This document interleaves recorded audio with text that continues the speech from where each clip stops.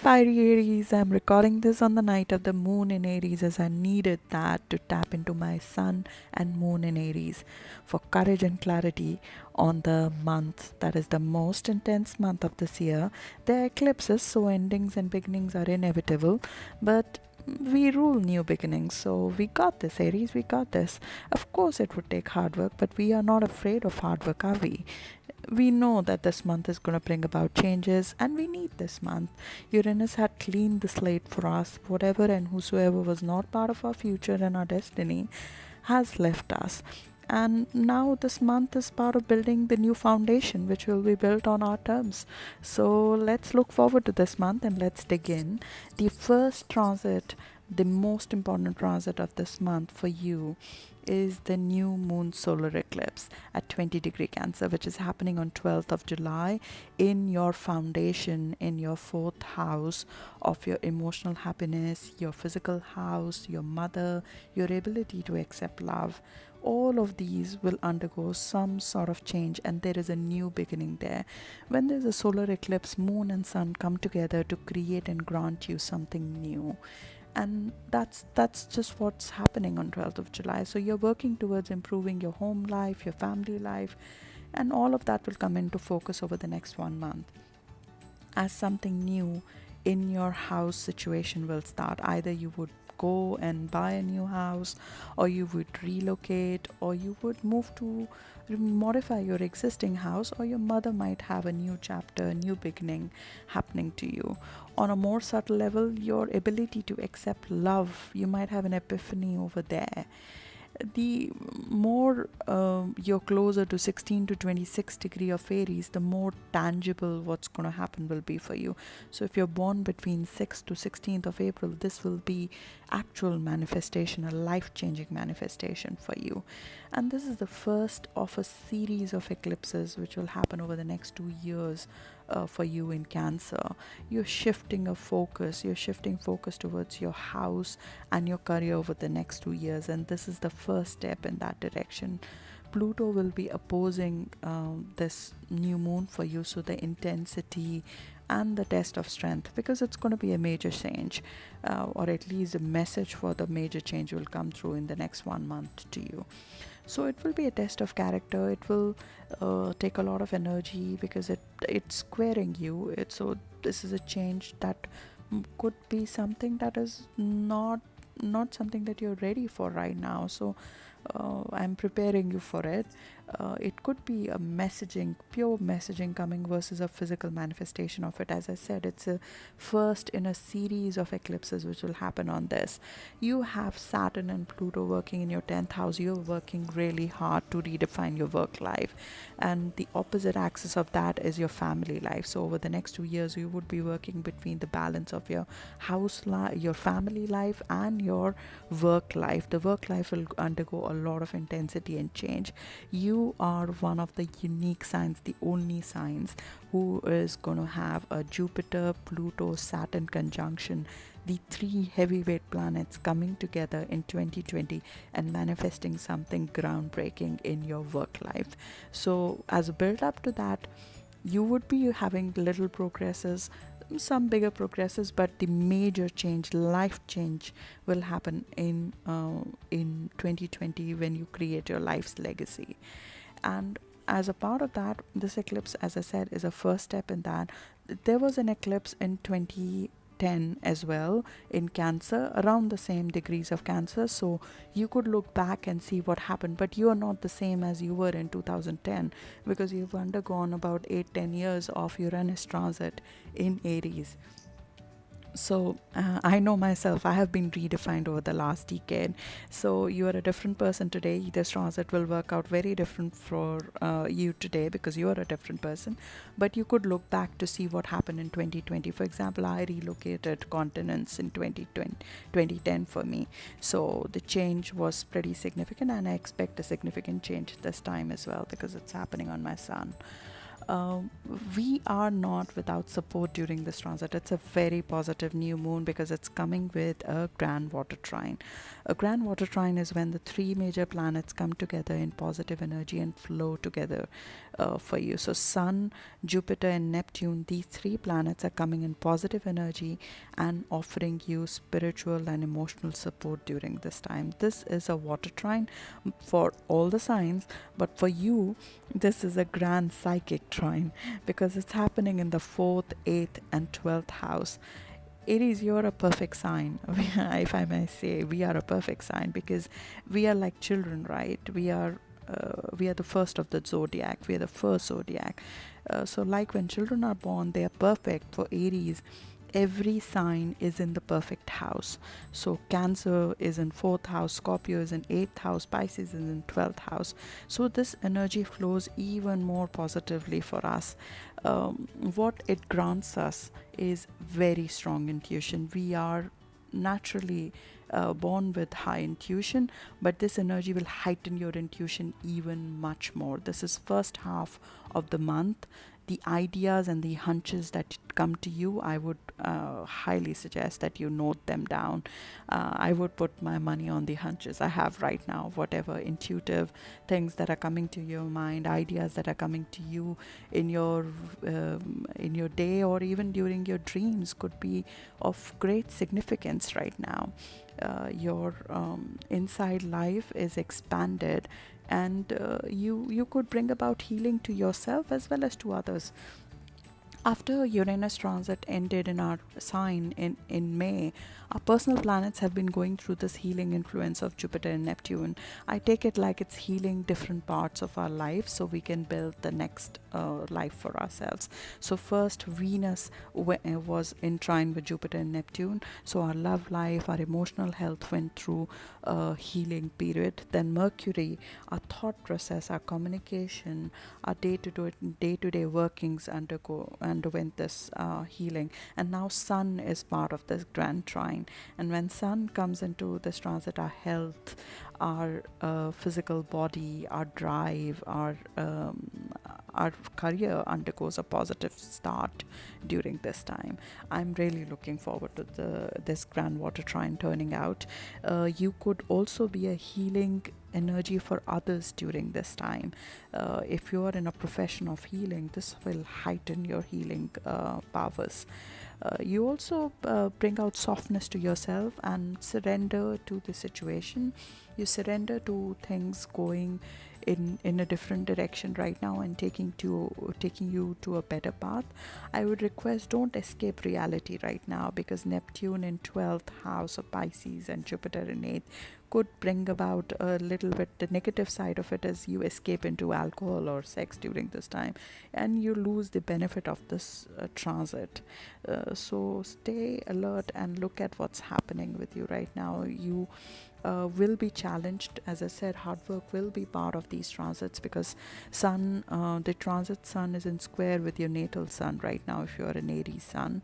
So you would have people testing you. You would have leaders testing you. If you have bosses, they will be testing you, or your clients will be testing you. So you would see that eyes are on you right now. So make use of this positive energy, and whatever results are coming out of it, take advantage of that. If that was not enough, Jupiter will go direct in your 8th house on 10th of July. That is excellent energy. Jupiter is the greatest benefic planet, and it has been moving backwards since March, taking us more inward. As I said, we've been healing inward for the past couple of months, maybe even getting over some losses that we have incurred during the Uranus transit. But Jupiter now moves forward, so our benefits that are supposed to come to us come in reality, in physical manifestations to us. You feel more content, healed, even in control of the situation after the destruction or the reincarnation of Uranus.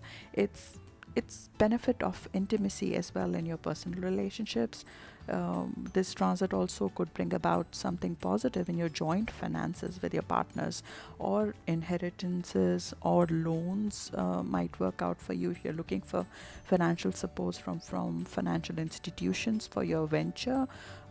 Say you're looking for a sponsor for your new business because Uranus is transiting your second house, so you might be looking at doing earning money in a different way as well now, going forward. So you're re-looking at that and you're looking for sponsorship for that. Then this transit, which will Jupiter will be in your 8th house till November, that might bring out a sponsor for you, somebody who can provide you the support that you need. It could also enhance your knowledge of occult if you are into that, if you're into spirituality, occult, and astrology even. This is a great transit to go deeper into that. It will make you very intuitive, and your presence could heal others. uh, you have been You've been working a lot. Now you can teach. You have gone through a lot of changes.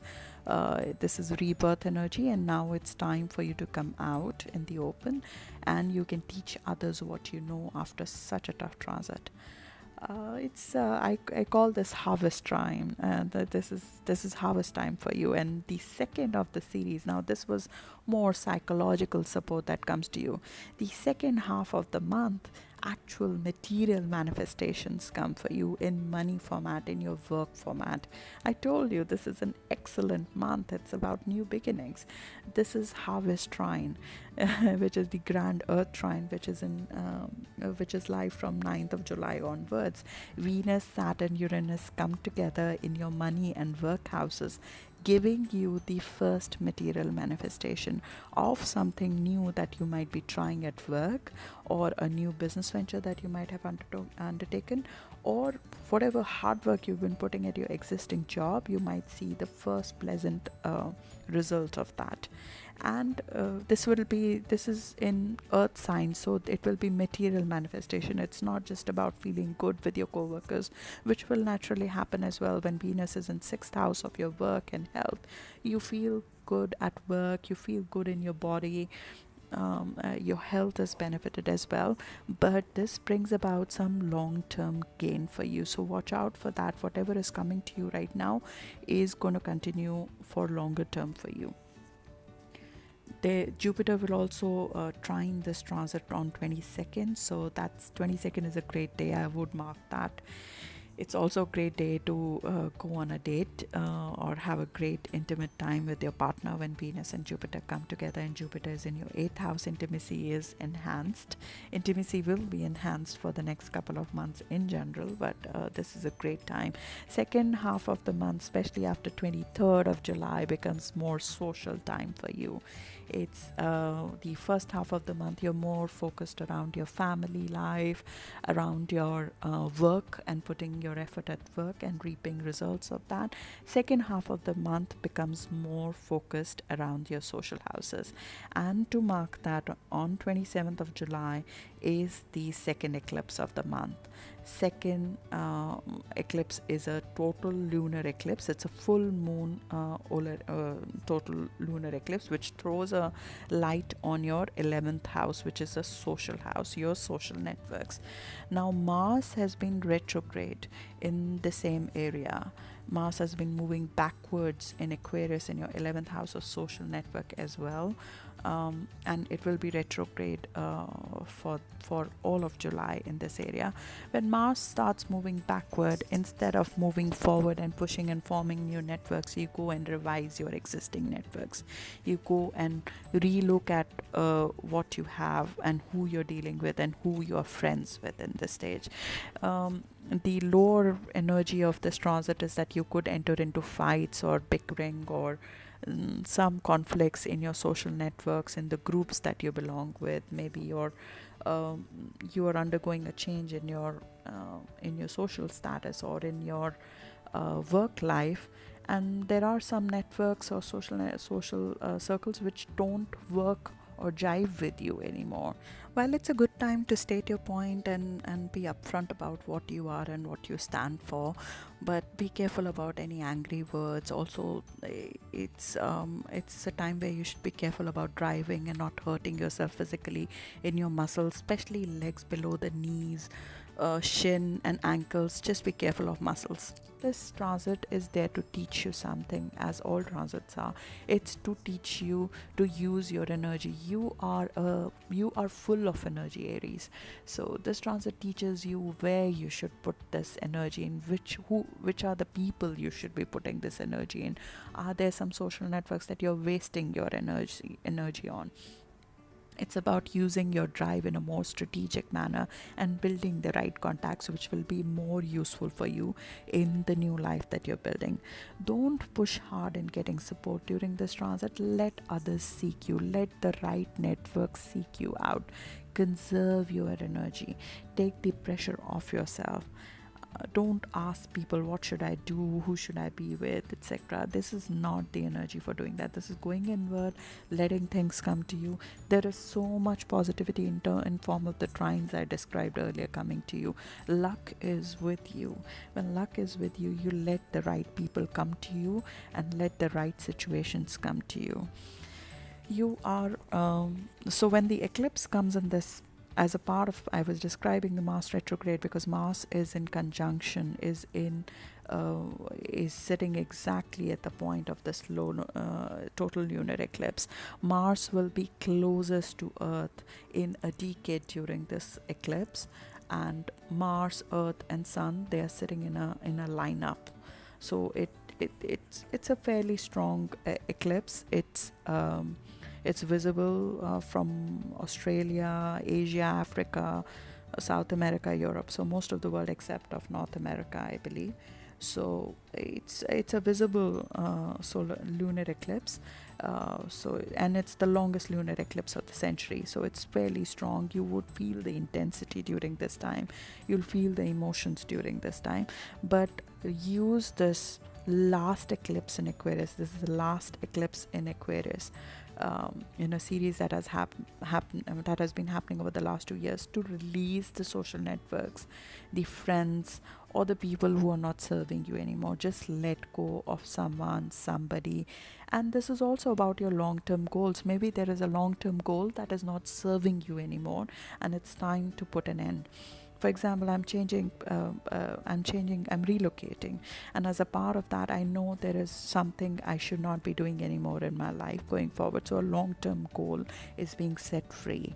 You're releasing that, and this eclipse is longer. It will pan out over the next 6 months, although you would see the first messaging come around 27th of July, give or take a month.